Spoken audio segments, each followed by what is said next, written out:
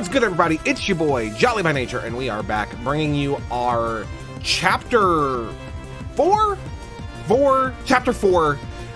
Team Builder, Chapter 5, holy shit, you guys! Time is an illusion. Our Chapter 5 Team Builder is a part of the Blastburn Radio Nuzlocke World Tour. If you are new around here, welcome. There's a whole backlog playlist if you want to get kind of caught up on the series thus far, but the too long didn't read version of it is we are doing a competitive Nuzlocke series against our co-hosts on Blastburn Radio Podcast, which you can and should check out and is available wherever fine pods are casted. And as part of that challenge, every time we sit down to record an episode of said podcast, we pit our teams against each other in deadly player versus player combat. I'm going to get extremely distracted by Ravioli punching the shit out of that punching bag, so we're just going to move him along. But yeah, we battle against our opponents, and this chapter is exciting because it is doubles PvP. 3 out of the 9 PvP battles every season we do in a doubles format, which is really good because Celeste has been incredibly dominant in singles thus far, just has an incredibly potent defensive core, which has proven extremely problematic to break thus far in the series, but this time it'd be doubles, and in doubles I handed Celeste her only loss of the season thus far, last time way back in Chapter 2, so hopefully we can pull off that upset once again in a format that favors her less. Not at all, but less. Both of my opponents have really strong teams right now. Again, there's always a random element to Mon availability in a Nuzlocke, and that has been amplified by the egg rule, my champion rule this season, just because a lot of those eggs are so good that when you get an egg that is not so good, or even is good, but is not Mega Medicham, Mega Charizard, X Mega Venusaur levels of good, things can snowball rather quickly, and that's been the case for me for a couple of chapters now. We did, however, get... I don't want to poo-poo the eggs we've gotten recently, except for that Spinda. Fuck that Spinda. Penguin, you know what you did. But Claude, the Skuntank, was huge for us last week. I expect Claude, the Skuntank, to be huge again this week. Again, I had went into depth in our last team builder about how really the way that I need to break Celeste's team is with strong, mixed attacking threats, and Claude has definitely been that, even though we've been leaning much more heavily into the special side, because the combination of Toxic and Venoshock is just so incredibly potent, even against my opponent's special walls. But yeah, just knowing that it also has the ability to hit very hard physically is very good. Yeah, and then in addition, there's another egg that we've gotten recently that has not seen play thus far in the series, but is coming this week, and I think is going to easily be our Chapter 5 MVP, which is exciting. So our team consists of... Well, currently, it consists of Ravioli, our level 42 Gabites, Calm-Natured Eviolite with Bulldoze, Home Claws, Aerial Slash, and Dragon Rush, and Gelato, our Modest Healer, Audino, Leftovers, Thunderbolts, Heal Pulse, Return, and Protect. These two, I'm going to be making some changes to the moveset of at least Gelato, if not also Ravioli.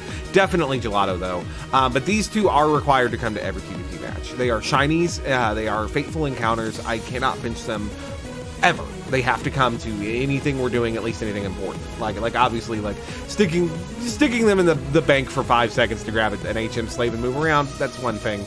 Not bringing them to PvP is another. We have to bring them to PvP. So that's just kind of the world that we live in. I'm not gonna lie, it's a bit of a handicap. Ravioli's a fantastic mod. Absolutely top tier. Maybe the best shiny anyone's ever gotten in our series. Certainly the best shiny I've ever gotten.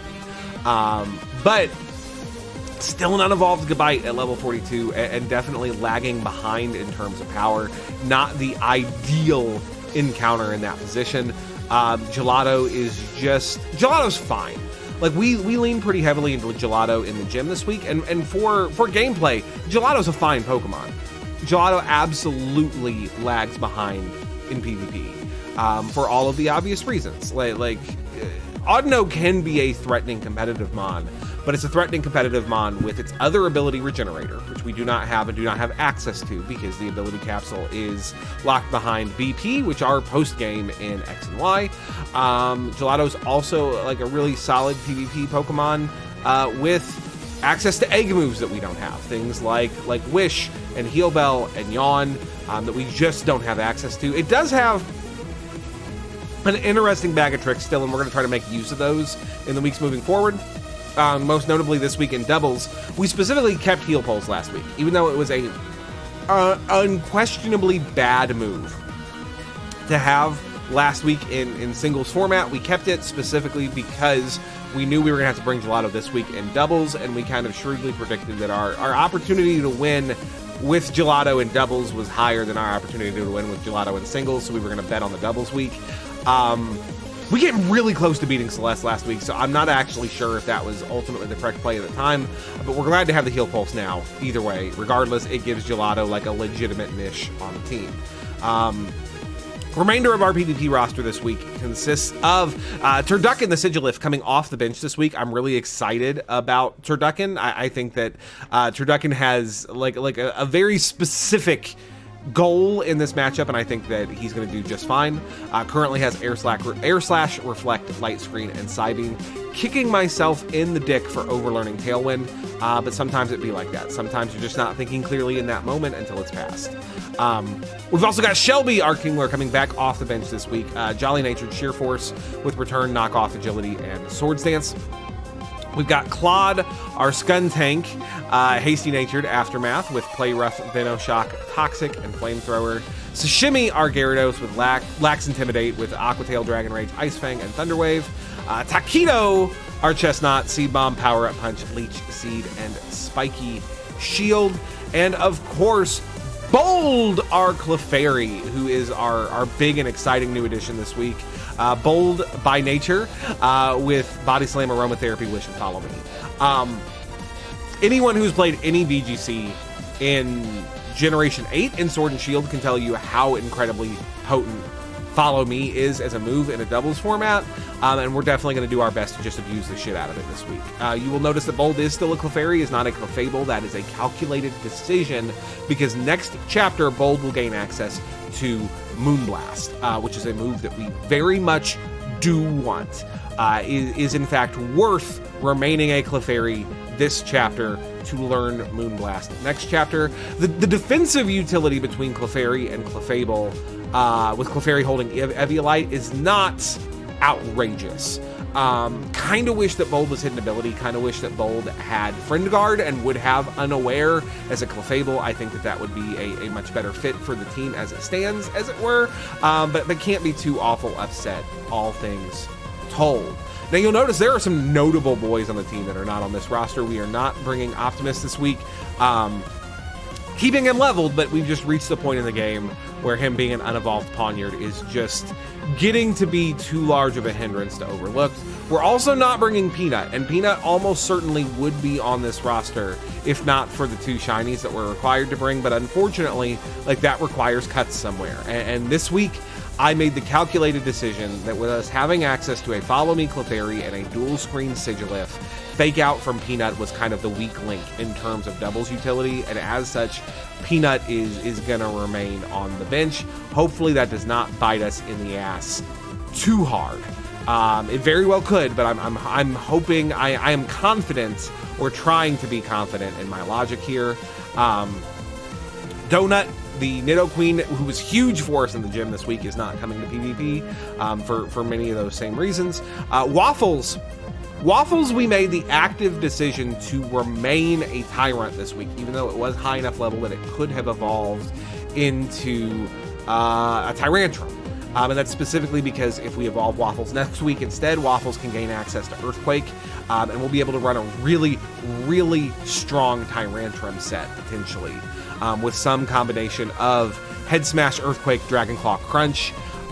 Could slot in Home Claws somewhere in there if we choose to. But yeah, just a really strong mon. Could also keep Stealth Rock or even go back and learn Charm if those are going to be helpful.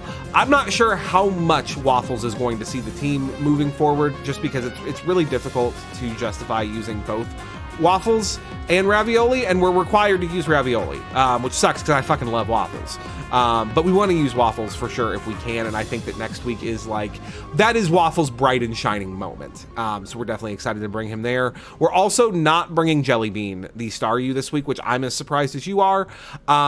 Just not our best doubles option, I don't think, although still not a bad one. Like, we could have absolutely given Jellybean Surf for a spread attack and would have done just fine. But again, shinies on the squad, cuts have to be made. I don't think there is any world in which Jellybean does not come off the bench next week when Jellybean gets access to Rapid Spin.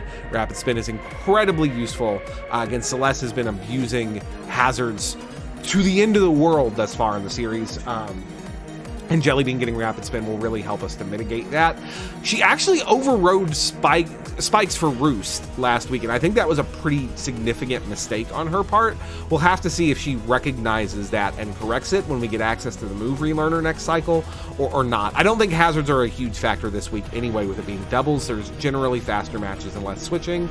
But yeah, I'm genuinely curious as to whether Celeste is going to recognize that, hey, that was actually a bad move, I should correct that, or if she's just going to double down into only Stealth Rocks. I certainly will not complain if Stealth Rocks are the only hazard I have to deal with moving forward.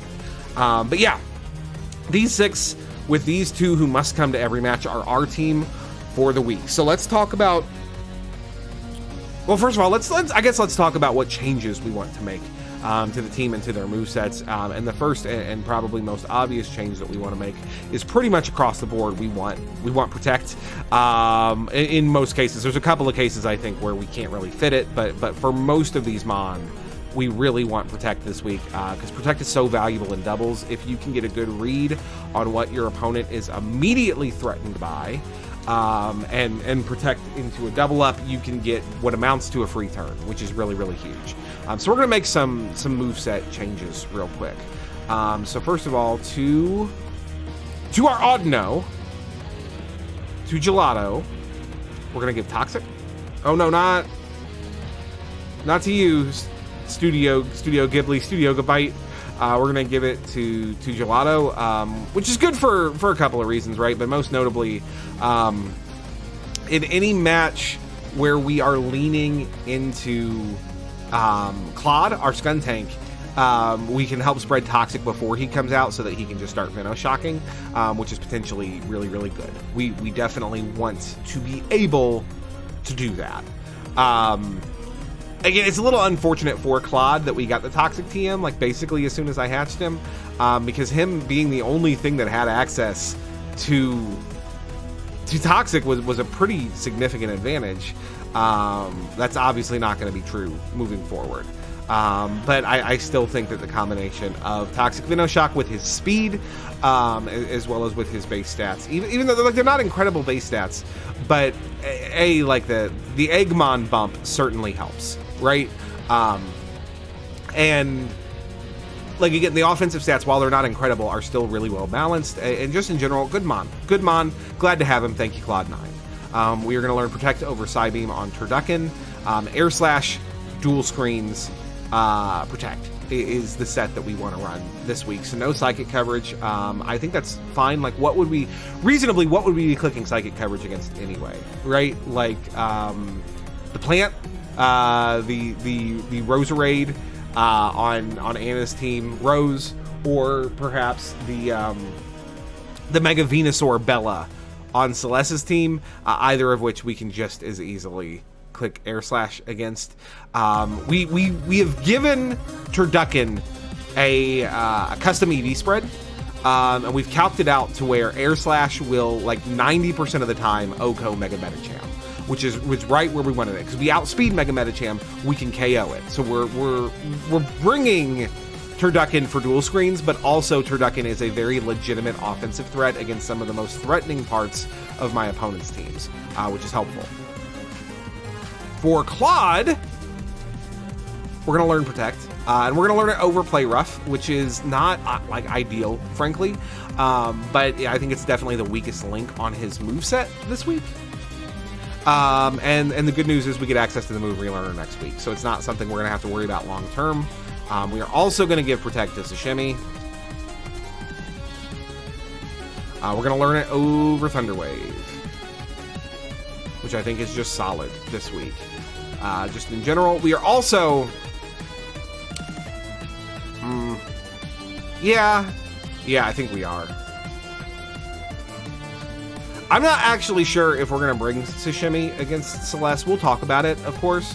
But just in case we do, we want to learn Thunderbolt. We're going to learn Thunderbolt over Dragon Rage because we've reached the point in levels and stat creep where Thunderbolt from Sashimi, even with Sashimi's poor special attack stat, will hit Celeste's Skarmory Starscream harder than Dragon Rage will. And so we definitely want to have that option. We're also going to give Thunderbolt to Bold, because Bold does a surprisingly decent chunk of damage to that Skarmory with T-Bolt. Which is something I imagine Celeste will not see coming. We're also going to learn Dazzling Gleam on Bold to give it Stab. Which you get Stab Spread, 80 base power, not anything to sneeze at. Again, obviously not the most threatening offensive stats on our Clefairy, but there are still like circumstances where it's a good button to click, and it might catch somebody by surprise. The cool mind game you have to play against somebody who has like a Follow Me Mon, right, is do I just target into it with the move that hits it the hardest, or do I target into its partner on the off chance that my opponent tries to do something sneaky and not click Follow Me this turn? And I am absolutely going to make my opponents play that game if I feel like it is advantageous and I can get away with it. Lastly, we are going to learn over Wish for Protect. And again, not something that we would want in singles, but this week we are playing in doubles. Also, this puppy is pulling on my cords. Get out of here, you bad puppy, or you're going in puppy jail. We get access to the Move Relearner next week, so I can be a little bit more bold with these movesets, as it were. But yeah, I can afford to take a few more chances with movesets and learn some things that my opponents might not be expecting, because I can always revert it next week if I need to. So yeah, that's kind of what we're looking at as far as movesets going into PvP this week. So let's talk about our opponents. Now, we lost both our matches in singles last week. We lost very narrowly to Celeste. However, our great performance in that matchup had a not insignificant amount to do with surprises, and that's the thing with surprises. There are only surprises once, right? Although I definitely still think that Claude is just incredible into her team. She doesn't have any safe switch-ins, which is huge. That's going to become less true next week, I think, when she can reteach her Florges aromatherapy, and thus won't be nearly as scared of Toxic as she is right now. But really, like, Claude beats everything that she has, bar Snorlax. So as long as we can handle Snorlax, we're in pretty good shape there.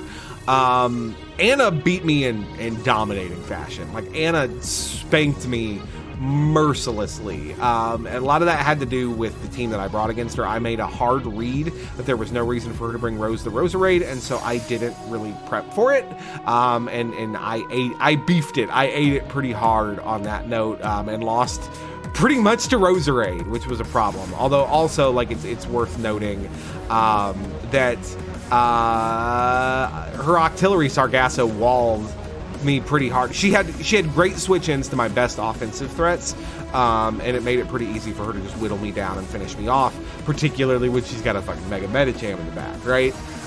So we're definitely going to want to be very aware of those things. Again, less of a factor in doubles, because like while yes, your Roserade may hard wall my Chestnut, the other side of the field probably isn't gonna. So like there's a lot more room for predictions and being good there.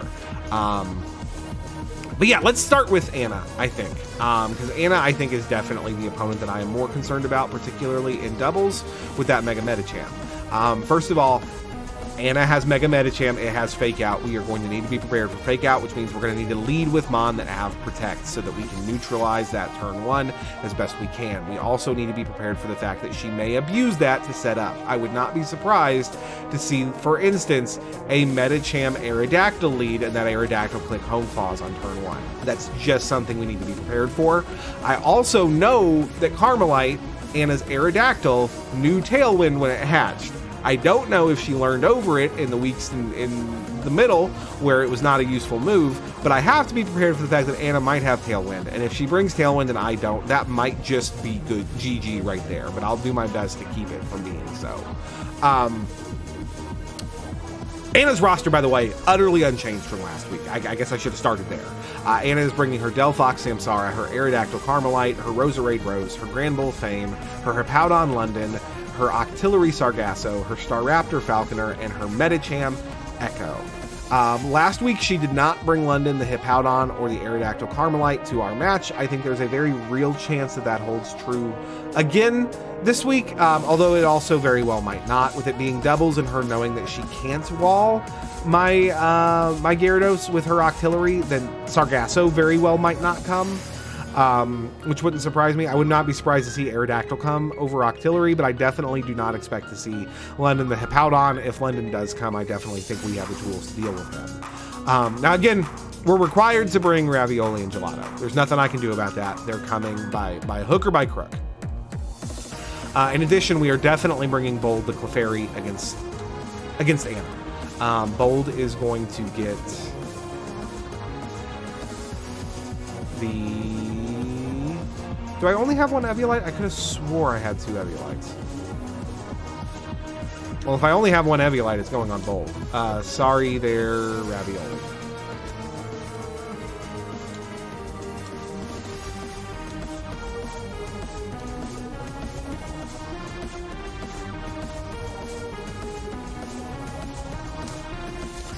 Okay, so yeah, Bold's getting the Eviolite, and Bold's big job this week is just to protect our setup sweepers and allow them to set up and sweep ideally. What do we give to Ravioli? What do we give to Ravioli? We could give Ravioli the Choice Band. We could give Ravioli the Life Orb. We could give Ravioli the Metronome. Like, any of which I think is actually a pretty solid option, if not a spectacular one. The problem is a lot of Anna's team is going to outspeed Ravioli, at least as he exists now, as a Gabite. Which kind of makes it hard to lean into him as, like, our win con, because, like, we're only going to be able to live so many hits, right, with Bold, with our Clefairy. How do we combat that? I mean, I could give Ravioli... I don't think we need a Lum. I'm not as concerned about status against Anna. I could give him a Citrus. Or I could just give him the Choice Band and just let him hit until he goes down. That might not be the worst choice for this matchup, honestly. Yeah, I think we bring Ravioli Choice Band against Anna. Probably not against Celeste, although maybe against Celeste. We'll see. I think we definitely bring Sashimi. I think that Intimidate is really valuable against Anna. I don't... Anna does have electric coverage on her Octillery Sargasso. I don't know if that's enough to merit bringing the Lacan Berry. Especially if we're not sure that Sargasso's even coming. So what makes sense here? Probably Rocky Helmet, right? Rocky Helmet or leftovers for sure.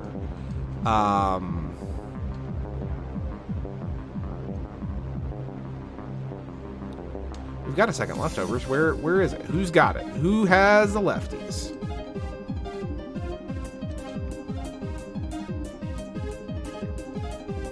Ah, Taquito's got the lefties.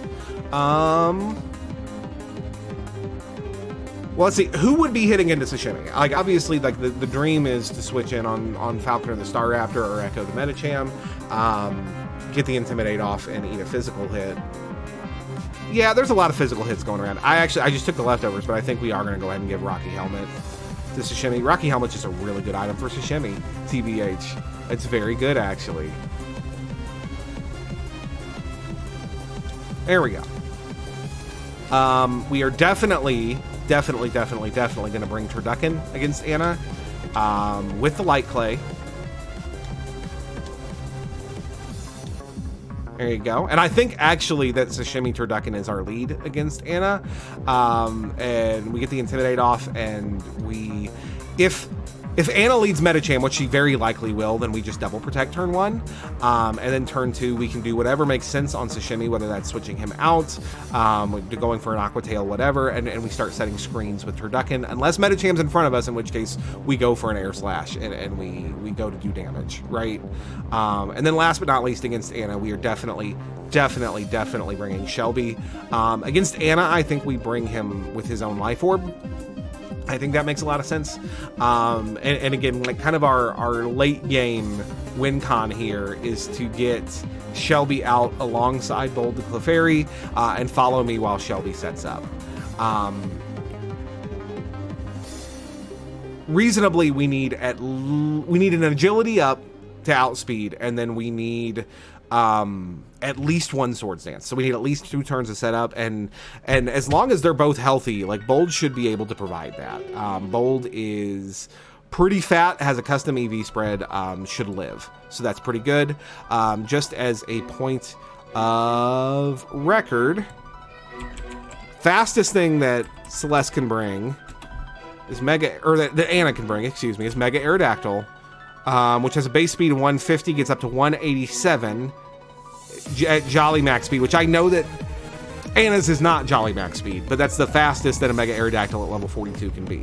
At +2 speed, we outspeed that. So yeah, definitely getting an agility up. One agility is sufficient, and reasonably, we need that to outspeed Aerodactyl. We do need it to outspeed Roserade. We should need it to outspeed Delphox, I'm sure. Yes, super needed to outspeed Delphox. So yeah, we definitely need the agility against Anna. Like, it's not even a question. Like, most of her team outspeeds us without that agility. The only things that we outspeed naturally are like Grand Bull, Hippowdon, Octillery, that kind of stuff, which if we find ourselves in an end game where that's all that's alive, then that's good to know that we don't at that point. Oh god, I dropped my controller. At that point, we don't need an agility. We can just set up Swords Dances and sweep. But in almost every circumstance here, we are going to need an agility on Kingler. But that is the play here, is to start out getting screens up, get Bold and Shelby in, get Shelby set up, and then when Bold does go down, to bring Gelato in to heal Pulse and keep Shelby healthy, and just let Shelby do what Shelby do. It's just gonna be really hype. I'm excited to see it. I've wanted Shelby to work ever since I hatched her, and I was just like, this just isn't going to be a thing. Like, it's fine. This is the week. This is the week that Shelby works. If Shelby is ever going to work, it is right now. And if Shelby doesn't work this week, then it's just not meant to be. Now, against Celeste, on the other hand, Celeste is bringing almost exactly the same team as last week. She's bringing Vincent her Charizard, Bella her Venusaur, Brad her Raichu, Starscream her Skarmory, Shiitake her Breloom, Song her Florges, Yumian her Snorlax, and Claudia her Hippowdon is the one change over her Gabite, which is definitely the correct change. It's one that she probably should have made last week. She was just so excited to see a Gibble. She's like, I'm using you. And as we saw, didn't bring him because she realized, oh, your stats aren't great. Unfortunately, we're required to bring our Gibble, our Studio Ghibli. So that wasn't even an option for us. So how do we change the strategy up to ensure victory against Celeste this week? Well, at a basic level, I think we need both of these Mon. I think we need Claude the Skuntank, who did so much work for us last week. I think we need Taquito the Chestnut, who just does a really good job of countering a lot of her team. Obviously, we need to take care of Starscream the Skarmory, but when it comes to things like Yumian the Snorlax and Claudia the Hippowdon, like, Taquito is the answer, like 100%. But can we fit them? It becomes the question, because I definitely think we need these Mon.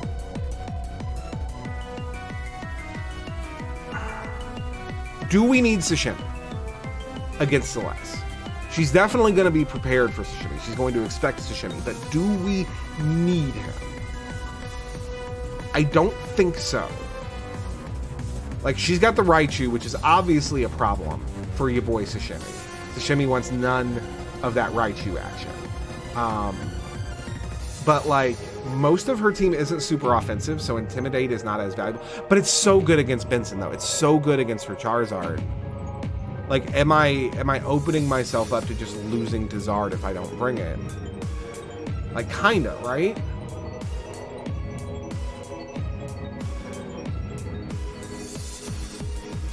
This is hard. This is really, really hard. And then the other question obviously becomes, how do I beat Snorlax if I don't bring Shelby?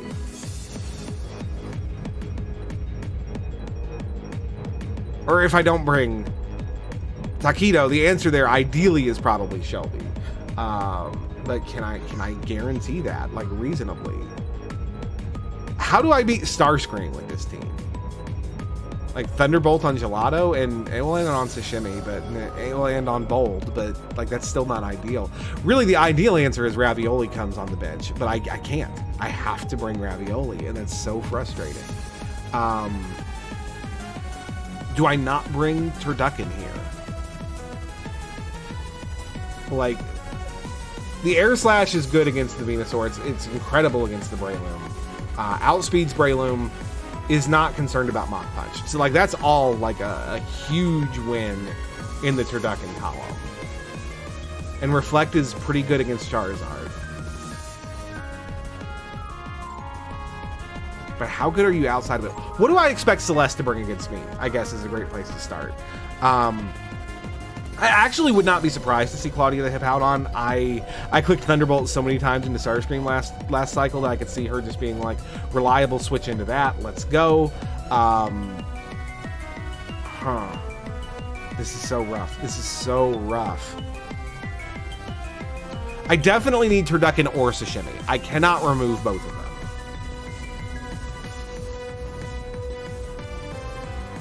So the question becomes, what is more helpful? Light Screen and Reflect with Light Clay and Air Slash, or Intimidate with Water Bolt Beam coverage? What would I ever click Ice Beam against? Nothing. Nothing on Celeste's team would I ever click Ice Beam against. That Venusaur, if it comes as Mega Venusaur, which means it's thick fat.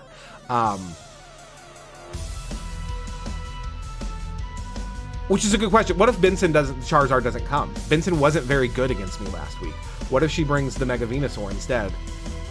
At that point, Turducken is unquestionably the better answer. So I think that kind of answers my question. I don't think we bring Sashimi against Celeste.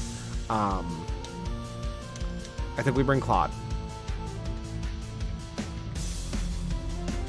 Do we bring Taquito? I don't think so. I think that Shelby is going to need to be our answer ultimately to Celeste's walls. As much as I think that Taquito is a great potential answer this week,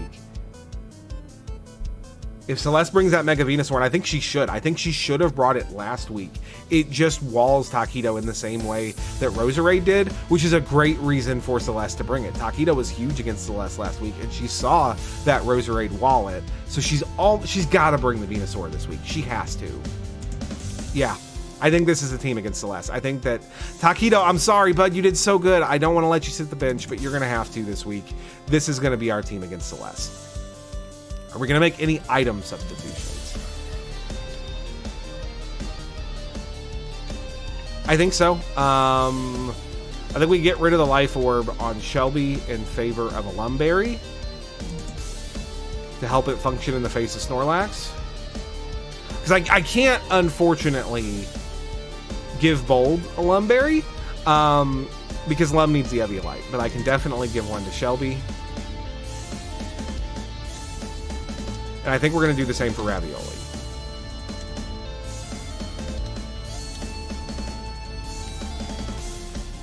And maybe for Claude? Yeah, actually, I think we will for Claude. We gotta keep the offensive pressure up, which means not being forced to swap and not falling asleep in the face of Yawn Snorlax. So yeah, guys, I think this is a team against Celeste. Not gonna lie, not feeling super confident about leaving Sashimi and Taquito on the bench. They're real good boys. I think that this would be another double PvP win week if we did not have shiny Pokemon, if I am being 100. But that's how the game goes sometimes. And you know what? Next week is when our boy Ravioli is going to start to put in that the finest of fucking work when she evolves into a Garchomp. So that's going to be really exciting. I hope you're excited for it. I know I am. But that's going to be it for our team builder today, guys. I hope that you're pumped for another chapter of Blastburn Radio content. I know I am. As always, I have been Jolly by Nature. Thank you so much for watching. I'll see y'all next time. Hey, what's up, everybody? You made it to the end of the video. That is so awesome. Thank you so much for spending some time with us. Be sure to click the like and subscribe buttons so you stay up to date on what I and my co-hosts are doing right here on the Blastburn Radio YouTube page. Also, be sure to check out Blastburn Radio Podcast, which is available wherever fine pods are casted, as well as at our website down below at blastburnradio.com. But yeah, we'll be back next time, and I hope to see you there. Take care.